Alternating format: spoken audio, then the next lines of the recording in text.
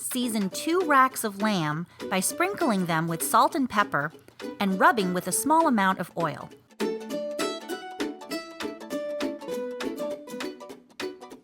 Score the membrane at the base of the chops on each rack so that they can curve easily.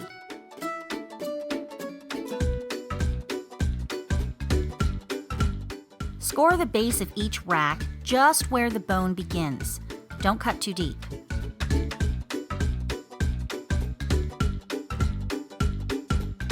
Curve the rack's rib side facing out around a can wrapped in foil.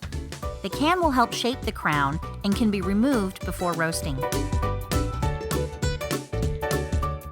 Wrap cotton twine around the base of the crown, tucking it into the scored area underneath the bones. Tie a knot and pass it around again a second time. Tie another length of twine around the crown just below where the meat begins. Remove the can and wrap a sheet of foil around the exposed rib bones to prevent them from burning.